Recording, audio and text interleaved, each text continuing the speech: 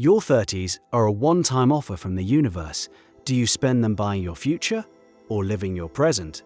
Most people think they have the answer. They are almost certainly wrong. This decade presents a brutal, zero-sum conflict between two valid philosophies, and the path you choose has permanent consequences. Where do you stand? By the end of this, your answer might get complicated.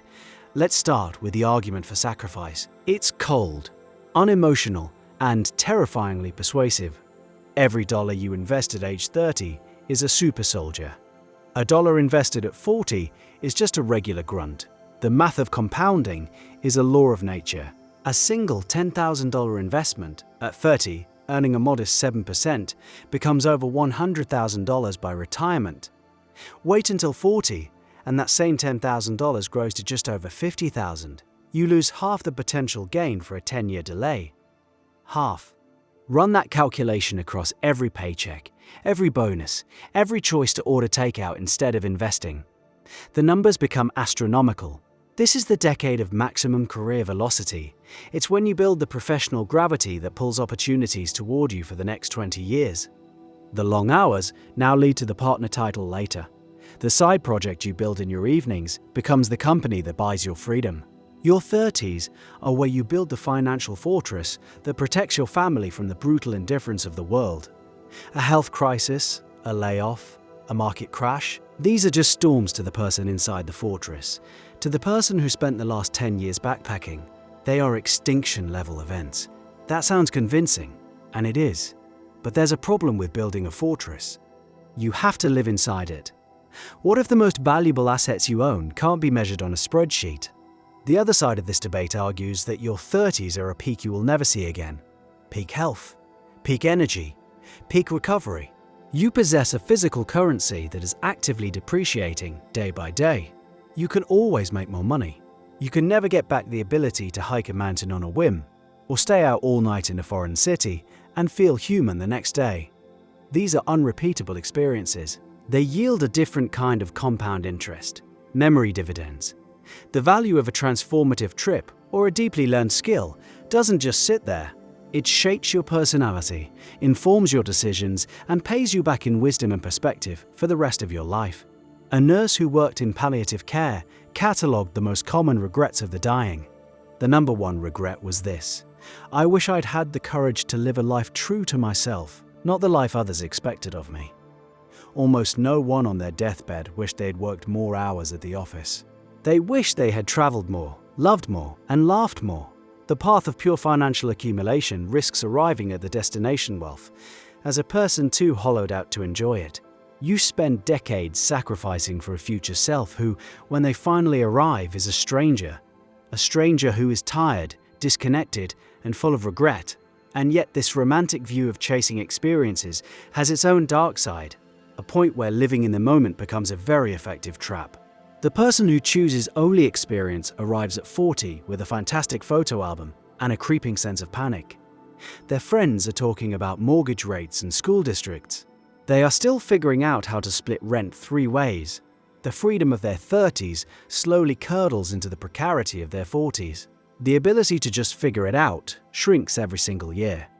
The risk you could take at 32 by joining a startup feels reckless at 42 when you have nothing to fall back on. The carefree attitude that was charming at 28 starts to look like a refusal to grow up at 38. Imagine you need to handle a real emergency. A parent gets sick, your car engine gives out, you have a brilliant business idea that needs a small amount of seed capital. For the person who built their fortress, these are manageable problems. For the person who collected passport stamps, these are potential catastrophes.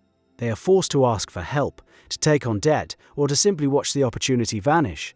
They traded long-term optionality for short-term pleasure, and that trade, once made, is almost impossible to reverse. So the choice seems to be between a life that's rich on paper and one that's rich in memory, between security and soul. But what if that's the wrong choice entirely? Perhaps the smartest people are playing a different game. They see the flaw in both extremes. They refuse to choose between a decade of monastic grinding and a decade of hedonistic wandering. Instead, they operate with a different model. A hybrid model. They pursue asymmetric opportunities. These are bets where the potential upside is vastly greater than the downside. Think of starting a low-cost online business on the weekends. The risk is a few hundred hours and a few $1,000s. The potential reward is financial independence. It's an intelligent gamble. It's a world away from the blind hope of the traveler or the joyless grind of the banker. This hybrid approach treats life like a well-managed portfolio. It diversifies assets. Some assets are financial, like index funds and real estate.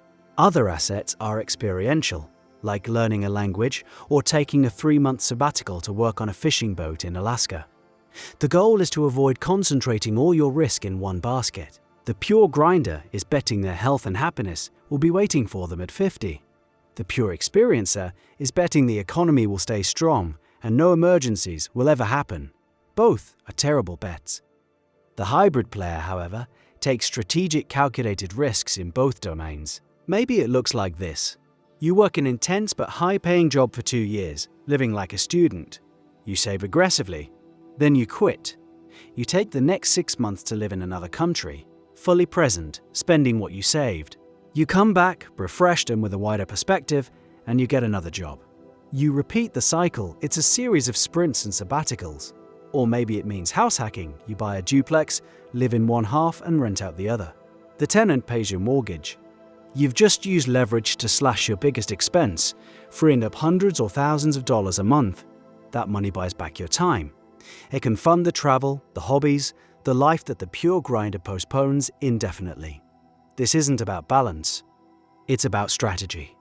This reveals the core tension of the debate.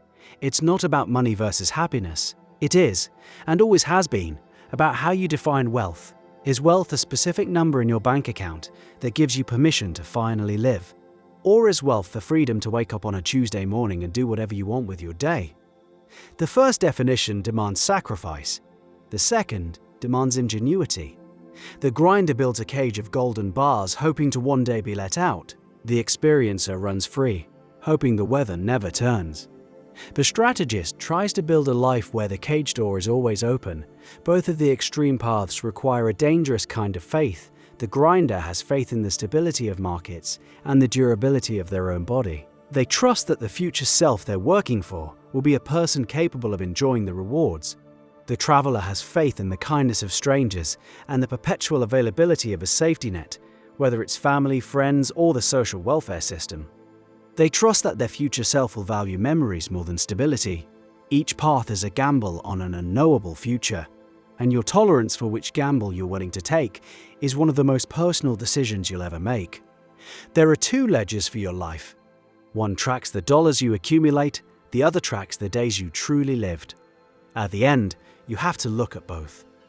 So, when you're 70, looking back on the person you were at 35, which form of poverty will you regret more?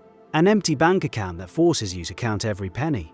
Or an empty photo album, a life of cautious discipline with few stories to tell? Where do you draw the line?